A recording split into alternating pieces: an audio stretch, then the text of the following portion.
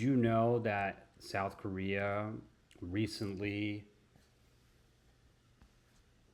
for the first time in let's see how many years, for the first time in 9 years, the South Korean birth rate has risen, just like Jesus has risen, reversing a long term trend which has seen it decline to record lows. The country's fertility had once fallen to had the country's fertility rate had fallen for 8 consecutive years, making it the only member of the Organization of Economic Cooperation and Development, the OECD, with a birth rate below 1. The birth rate figure denotes the number of children born to each woman within a population in her lifetime. Experts say that a birth rate of 2.1 is required to sustain a population at current levels. Neighboring Japan, which has considered to have a particularly aged population, has a birth rate that higher than that of South Korea at 1.2. So I learned about this because one of my good friends, he lives in Korea. He recently had a kid, and he was telling me that after the kid was born, they stayed in the hospital for 2 weeks. They had help for those 2 weeks at the hospital. The mom was getting massages and just being taken care of. And then after that, they got sent home with, or not sent home with, but there was a child. There was a babysitter, a nanny who came, government sponsored, was there for a whole month, I think. So that's already 6 weeks of government sponsored help for having a child. And then, shocker, birth rates went up. The country's latest national demographic report, released last Wednesday, showed that there were more than almost 250,000 registered births nationwide, a little bit higher than the year before, and a surprise rise in the number of marriages in South Korea may be the cause of the new birth rate. There were almost 15% more marriages in 2024 compared to the previous year. People in their 50s make up the highest proportion of the population at 17%, while children under 10% make up the smallest population proportion, 6%. Why are more South Koreans getting married? Statistics Korea officials told a news briefing this week that the rising trend in marriages following the COVID-19 pandemic, demographic shifts, and changes in social behavior explain the uptick. There was a change in social value and more positive views about marriage and childbirth, said Park Hyun-jung at Statistics Korea. It's difficult to measure how much each factor contributed to the rise in new births, but they themselves had an impact on each other too. However, the primary driver of the rise in the birth rate and marriage rate seems to be the increased number of people in their early 30s who are considered to be the key childbearing group. Consisting of people born between 1991 and 1995, the group is made up of children of second-generation baby boomers between 1964 and 1974. Considered the largest generation in the country, accounting for 18%, almost 20% of the population, are the second-generation baby boomers.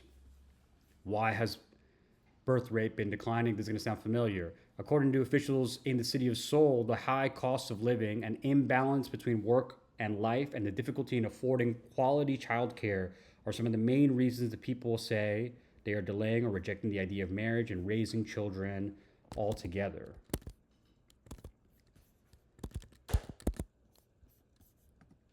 In a country where youth unemployment rates have deteriorated sharply in recent years, the number of economically active young people has also declined steadily, a trend that has continued over the past decades.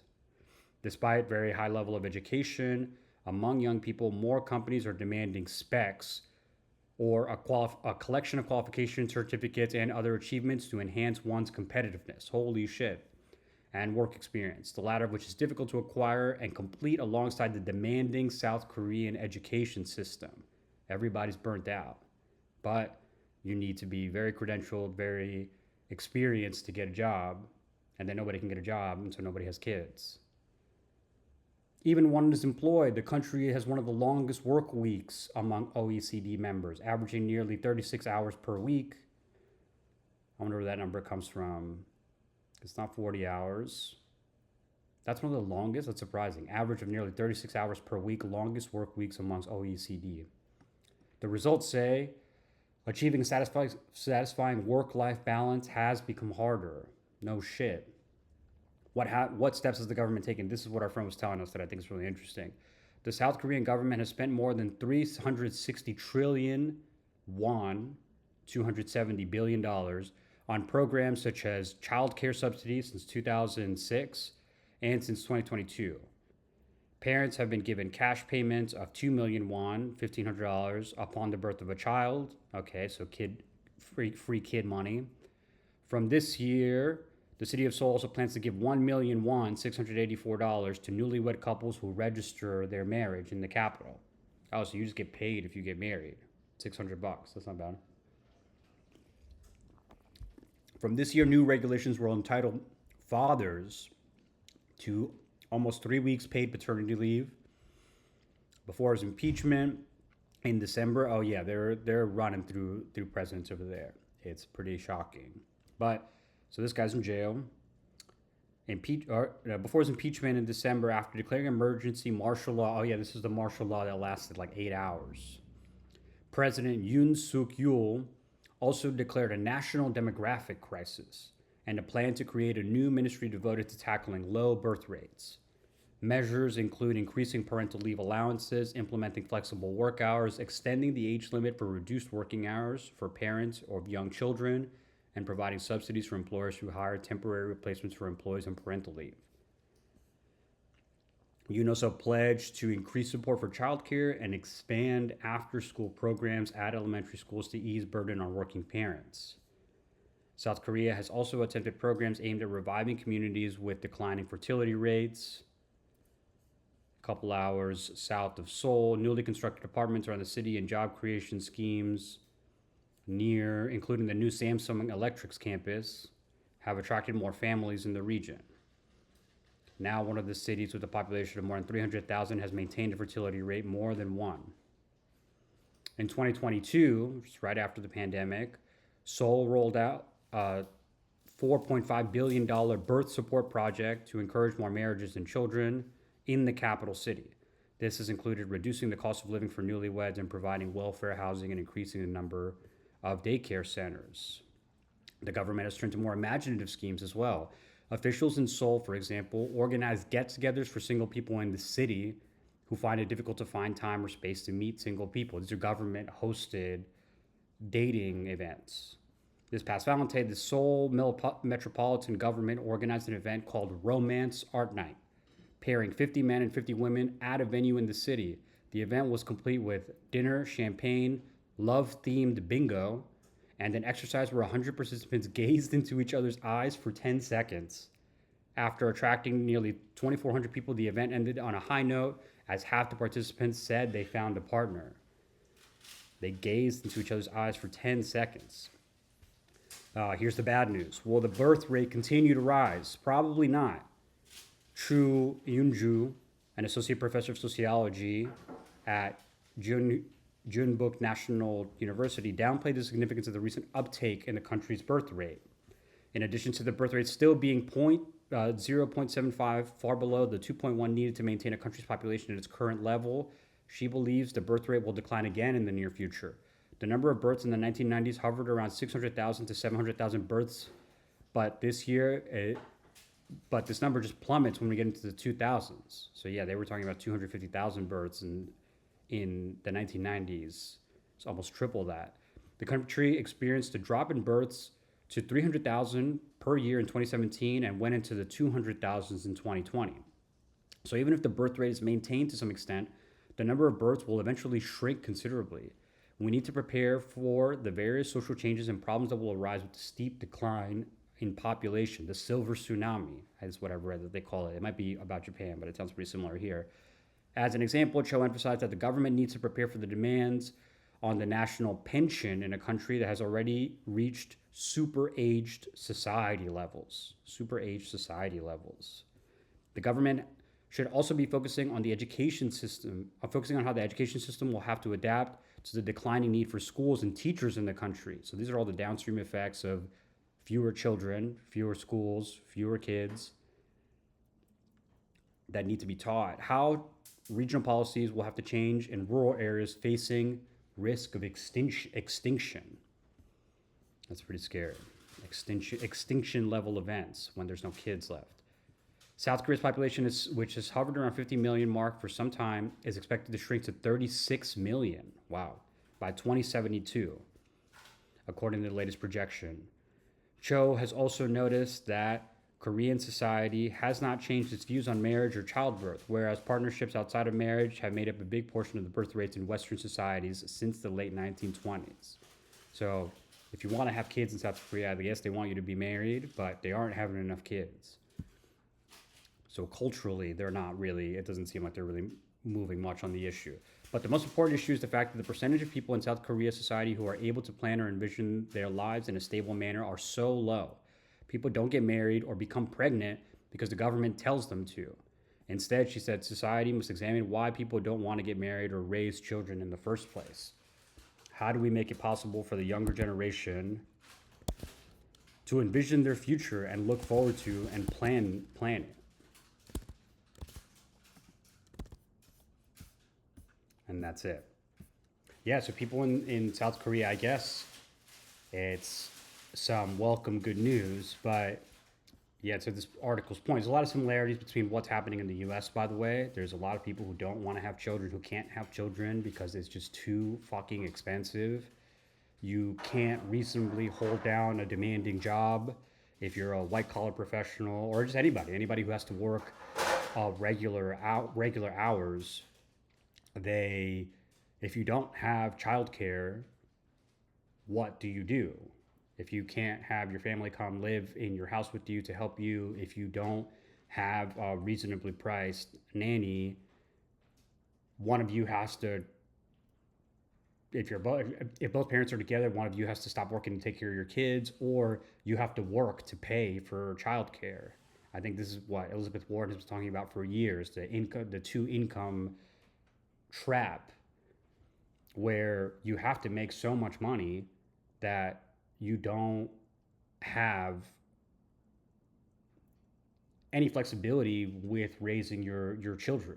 You have to work, you have to keep getting promoted, you can only take off the minimum in terms of parental leave or maternity leave, get back into the workforce, send your kid to childcare, or have somebody come to your house at 12 weeks old. And then, that says nothing of the rest of the expenses that a child takes for the rest of their lives. This is just getting started. So when people aren't getting married, when people aren't having children, it shouldn't come as a surprise. And even though this is encouraging, you do see that there are government policies that are contributing to an increase in the birth rate. It's not, like this article mentions, just because the government says, hey, have more children, doesn't mean that more people are going to do it. But maybe starting off with at least some benefits for children so it doesn't feel like you're being punished could be a good place to start. And, speaking of getting punished, I've been hearing more stories of people who aren't having children, can't have children, because of how disruptive having a child is, not only to your personal life, but your professional life. There's no guarantee that when you have a child and you leave the workforce, even if it is for a few months, that you're not going to be punished, that you're not going to regret it, and then become trapped in this cycle where the costs of childcare are so prohibitive. You don't have, put aside the independence and freedom that you have as a single adult, but it feels like it becomes a way to extract money from you if you have a child. If you think about things like Disney activities that you take your child to go do, everything is so expensive. If you're a new parent, the amount of shit that they try to sell you is just through the roof. Everyone is trying to get money from you as a new parent, trying to sell you some new gadget. It's an extremely high value segment of the population where marketers, people who are trying to get your attention, just see dollar signs. And that has nothing to do with the government or paid parental leave or anything like that. It's just the reality that it's a very lucrative market. You see the amount of stuff that you have to buy that your kid uses once or twice, and then you give away or you sell for pennies on the dollar, and you just don't. As a new parent, especially if you have your first child, you're going to get all the stuff. You're not going to wait.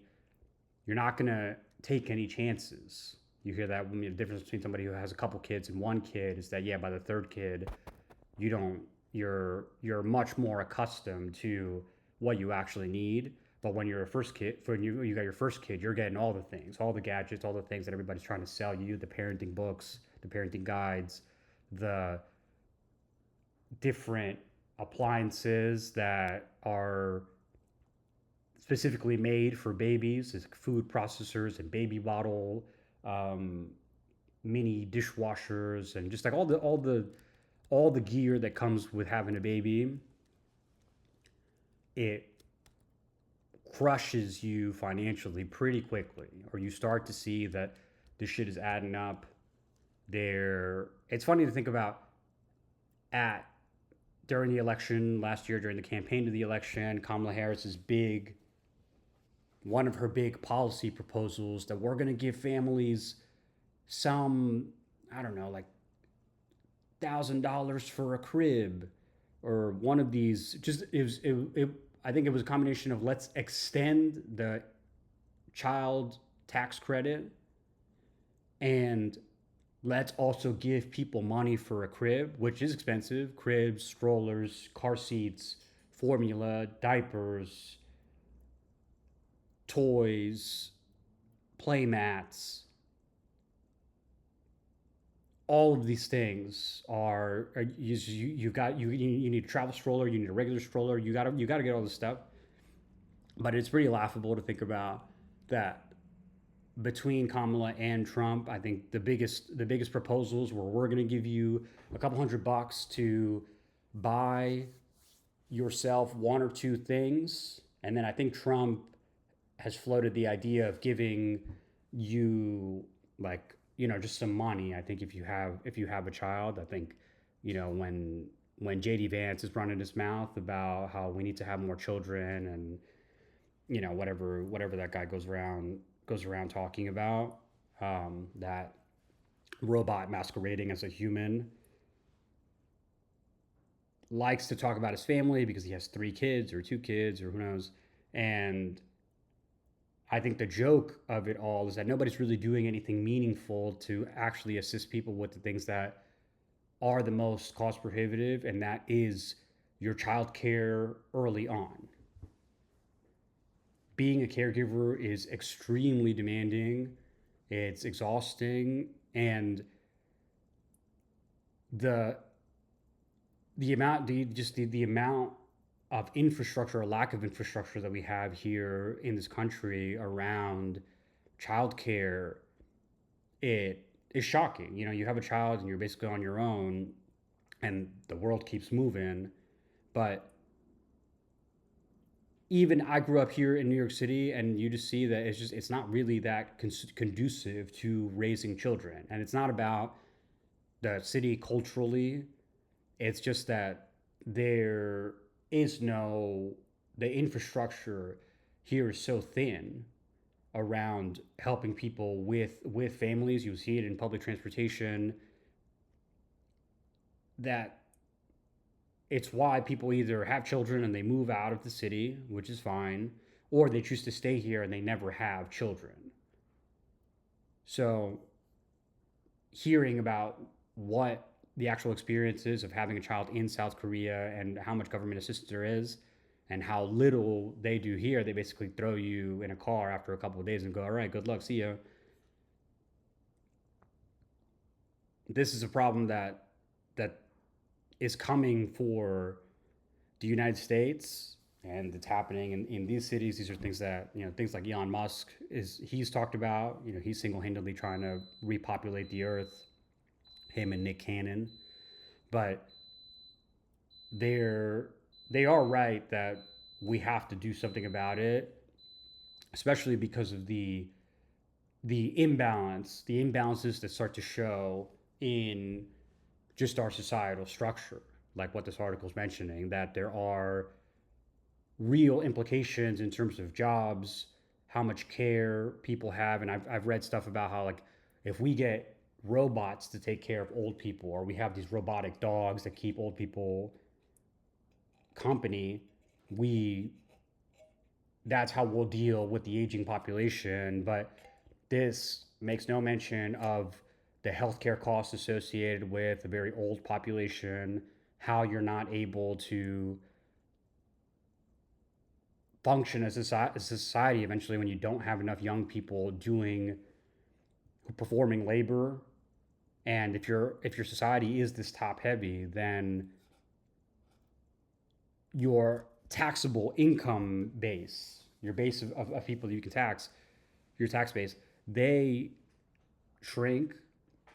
And you do wonder, how do you ever recover from this without sweeping immigration reform. South Korea and Japan, both famously very difficult to get citizenship, to immigrate to those countries. So, on speaking of what this article mentions, where there's still a culture, a very conservative culture of people not having children outside of wedlock. I think the same thing applies to immigration, where you don't, if you're not accepting immigrants and your population is getting older, you're not having enough children, then what is the future for your country? How are you supposed to function? It's not surprising that their presidents are also going to jail. They're doing shady things, taking a little bit off the top. Who isn't?